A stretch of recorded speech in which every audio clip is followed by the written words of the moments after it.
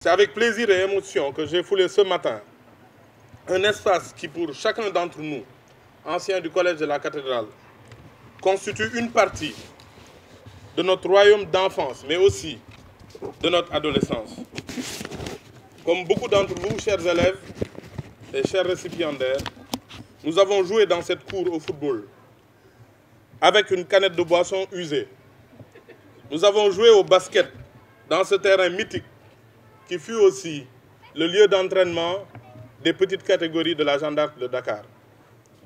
Ce royaume de notre enfance est aussi l'un des lieux qui nous a forgés, qui a participé de façon significative à ce que nous sommes devenus, au-delà des titres et fonctions, des Sénégalais avec des valeurs d'ouverture, d'humilité et de travail. Nos braves parents, en sacrifiant une bonne part de leurs revenus, afin de nous mettre dans l'une des meilleures écoles de Dakar, faisaient de nous des privilégiés quant à la qualité de l'enseignement, mais aussi prenaient le pari de nous habituer à accepter nos différences de culture, de religion et d'origine, qui sont plus une source de richesse que de communautarisme. Aujourd'hui, dans cette cour du Collège de la Cathédrale, des visages me reviennent. Aussi, des voix sonnent à mes oreilles. Je vois encore la masse protectrice d'Antoine, que la nature avait bien doté à cet effet. Mais aussi le frêle et l'angéline, monsieur Si, nous accueillir à l'entrée du portail central d'un verre métallique. J'ai vu que le verre a un peu changé quand même. J'entends encore l'appel de ma première institutrice, Madame Gueye, en 12e B, à côté des classes de monsieur Moïvi et de Madame Lefranc. L'heure de la sonnerie, c'était aussi celle du passage de monsieur Samuel Diadjou, avec son trousseau de clés, destiné à rappeler qu'un garçon correct doit se peigner avant de venir à l'école. Plus de 25 années après notre passage ici, avec des éducateurs d'un engagement rare, il nous est offert l'opportunité de constater encore une fois que l'école n'est pas seulement le lieu de transmission du savoir, mais aussi celui du modelage et de la construction d'une certaine idée du Sénégalais. En effet, la famille, l'école ou encore les daras sont les socles de développement et de transmission des habitudes, des croyances ou encore des pratiques qui font de nous ce que nous sommes. Comme toujours, la rue, comme nos lieux de travail, participent de la construction de notre modèle social. Cependant, depuis plus d'une décennie, un intrant important, un intrant devenu quasi indispensable à la vie, un intrant qui est une des meilleures opportunités que notre époque ait créée, et en passe de devenir une menace pour nous les humains, et particulièrement pour vous les élèves. Je veux parler du numérique.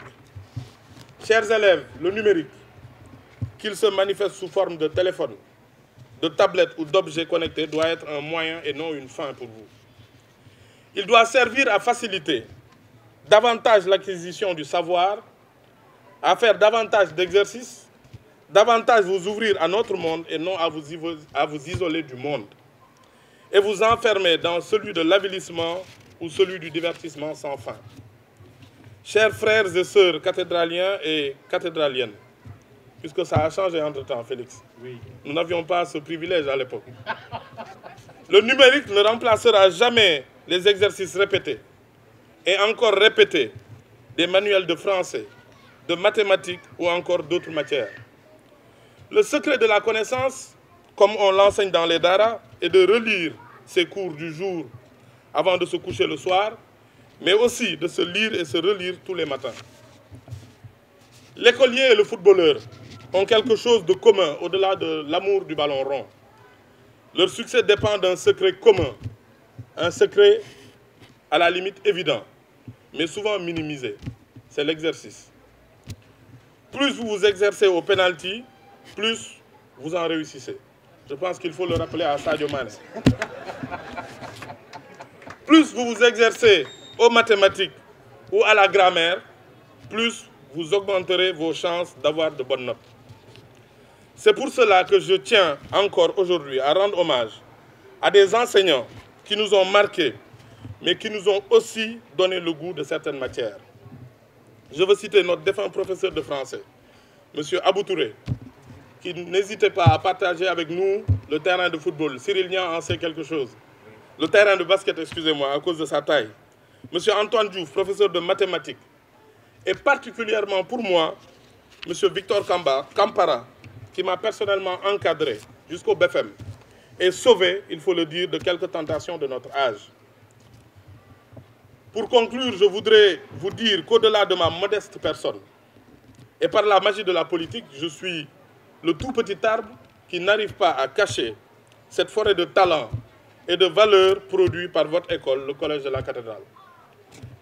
Je le rappelle, au-delà des ingénieurs, des juristes, des financiers, des médecins, le Collège de la Cathédrale a même produit un joueur en NBA. C'est vrai. Je pense qu'il a cassé beaucoup. Il a cassé beaucoup de paniers de basket ici. Je veux parler de Dessagane Diop.